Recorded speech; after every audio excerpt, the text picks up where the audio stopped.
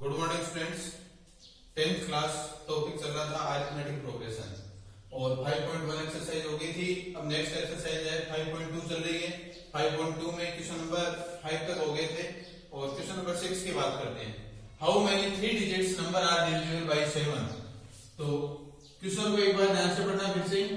How many 3 digits numbers are divisible by 7। तो 3 digit का जो नंबर होगा वो 3 डिजिट के जो नंबर है वो 7 से डिविजिबल कितने नंबर डिविजिबल होते हैं। तो सबसे पहले आप ये देखिए 3 नंबर का सबसे पहला नंबर क्या आता है 100 के बाद में आता है 101 102। इस तरह से ये 3 डिजिट का फर्स्ट नंबर ये हो गया और 3 डिजिट का लास्ट नंबर क्या होगा 999 ये होगा 3 डिजिट का जो लास्ट जो नंबर होगा ये। अब इसमें आप ये देखिए कि ये जो टोटल नंबर है 100 से 999 तक, तो इसमें कितने नंबर जो है वो 7 से डिविजिबल है। तो 7 से डिविजिबल है तो फर्स्ट नंबर कौन सा है 7 से डिविजिबल है उनमें फर्स्ट नंबर कौन सा है। तो फर्स्ट नंबर कौन सा है तो उसमें ये देखिए आप 100 7 से डिविजिबल नहीं होता है। 101 102 तो इन नंबर को आप 7 से डिवाइड करके देखोगे और 7 से डिवाइड करके देखने पे आपको फर्स्ट नंबर कौन सा है तो आपको डायरेक्ट पता चलता है। तो डायरेक्ट देख लेना आप नहीं आप डिवाइड करके देख लेना। तो फर्स्ट जो नंबर जो होगा जो 7 से जो डिविजिबल जो नंबर जो होगा वो नंबर होगा 105 ये 7 से डिविजिबल है। उसके बाद में 7 प्लस करते जाना 112 है फिर 190। तो इस तरह से इसको डिवाइड कर देना, डिवाइड करके चेक कर लेना। सबसे फर्स्ट नंबर होगा 105 112 190 और फिर जो लास्ट जो नंबर होगा ये 999 ये डिवाइड नहीं होता उससे पहले। तो ये जो नंबर जो है इसको आप 7 से डिवाइड करके देख लेना कि ये 7 से कंप्लीट डिवाइड होगा 994 क्योंकि इसको आप 7 से डिवाइड करोगे तो इसको डिवाइड करोगे तो ये क्या आएगा इसमें ये 1 टाइम डिवाइड होगा यहाँ पे रहेगा 2 कैरी कितना होगा ये इसमें यहाँ पे 2 आ जाएगा फिर यहाँ पे आप 9 लिखोगे फिर 7 से डिवाइड होगा 28 1 तो ये कंप्लीट डिवाइड हो जाएगा ये। तो ये एक एपी बन गई देखिए ये एक एपी बन गई 105 से 112 119 और 994 तक एक एपी बन गई। अब इसमें टोटल फाइंड करना है टोटल इस एपी की टर्म्स कितनी है। तो सबसे पहले ये देखिए कि ए कितना 105 आपको ये बताया था ए क्या होता है फर्स्ट टर्म होता है। तो फर्स्ट टर्म है 105 994 ये क्या है ए एन। लास्ट टर्म को किससे लिखते हैं ए एन से लिखते हैं ये है लास्ट टर्म। और इसमें डिफरेंस कितना है डी कितना है डी इसमें आ रहा है 7 क्योंकि सब में 7 का डिफरेंस आ रहा है ये 7 की टेबल की तरह बन गया ये। तो ये हो गया ए एन और डी तो ये 3 है। तो अंडरस्टूड मैटर है क्या फाइंड करना है आपको एन जो है वो फाइंड करना है। तो जो फॉर्मूला आपको बताया था वो फॉर्मूला आपको अच्छी तरह से याद होगा ए एन इक्वल टू होता है A plus N minus 1 into D. ये होता है A N equal to A plus N minus 1 into D ये फॉर्मूला होता है। इस फॉर्मूले में सारी वैल्यू पुट करेंगे। ए एन कितना है 994 ये है ए एन। ए कितना 105 एन माइनस 1 एन तो हमें फाइंड करना है n minus 1 into d d कितना है 7। अब क्या करना है 105 को इसमें से माइनस करना है और इधर 7 से डिवाइड करना है। तो इसको माइनस कर दो इधर 994 minus 105 equal to N minus 1 into 7।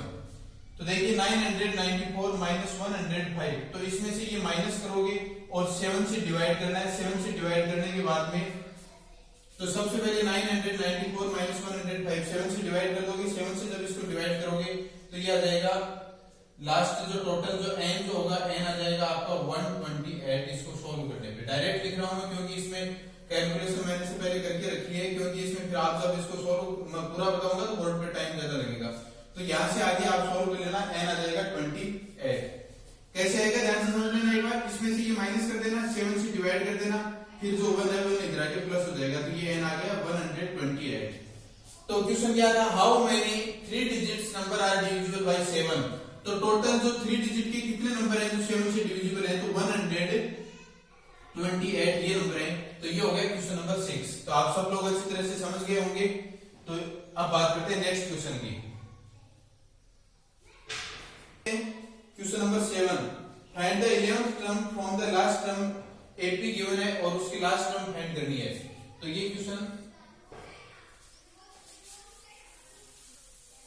तो ये जो क्वेश्चन नंबर 7 क्या है, find 11th term from last of AP 10 7 4 -62। इस बार क्वेश्चन थोड़ा सा चेंज है। चेंज इसमें क्या है कि फ्रॉम लास्ट टर्म, अगर ये नहीं लिखा हुआ तो ओनली इतना ही होता ना कि फाइंड 11th टर्म, ये नहीं लिखा हुआ था ऑफ एपी, तब तो कौन सा फॉर्मूला लगाते, A N equal to A plus N minus 1 into D, ये फॉर्मूला लगाते हैं आप। लेकिन यहाँ पे देखिए क्या हो गया, 11th term from last term.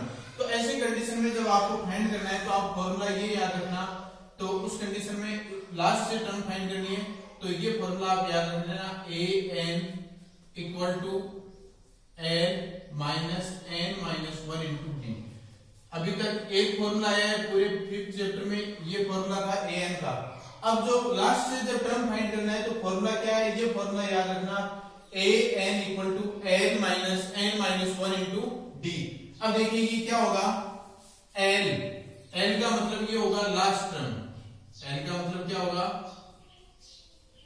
Last term, और डी वो सारा होगा वो इसी तरीके से होगा। ए एन की जगह क्या लिखोगे, ए 11, एल की जगह लास्ट टर्म क्या होता है, देखिए लास्ट टर्म है -62, तो ये माइनस का 62 माइनस एन माइनस 1, एन कितना होगा, 11th टर्म फाइंड करनी है तो एन 11 होगा, 11 माइनस 1 इंटू डी, डी क्या होगा 7 माइनस 10, तो 7 माइनस 10 जब आपको डी फाइंड करना है आप ऐसे तो लिखोगे 7 माइनस 10, तो डी कितना होगा, माइनस का 3 होगा, तो यहाँ पे मैं पुट कर रहा हूँ माइनस का 3, ये डी माइनस का 3 पुट कर दिया।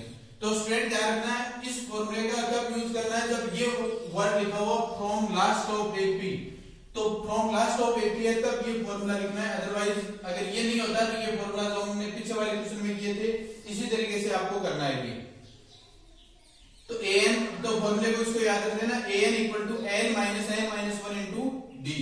तो अब n की जगह क्या पुट किया, 11, n लास्ट टर्म कितना था -62 माइनस फॉर्मूले का n, 11 टर्म फाइंड करनी है, 11 माइनस 1 तो ये -3, तो अब ये आ जाएगा -62 माइनस 11 माइनस 1 कितना होगा 10, 11 माइनस 1 ये हो जाएगा 10 और ये माइनस का 3, तो माइनस का 62 माइनस, अब ये देखिए कितना हो जाएगा, 10 और 3 दोनों मल्टीप्लाई होंगे तो ये कितना हो जाएगा 30 हो जाएगा, और 30 किसका आ जाएगा, 30 आ जाएगा प्लस का, क्योंकि ये माइनस और ये माइनस, तो माइनस और माइनस कितना हो गया, प्लस हो गया।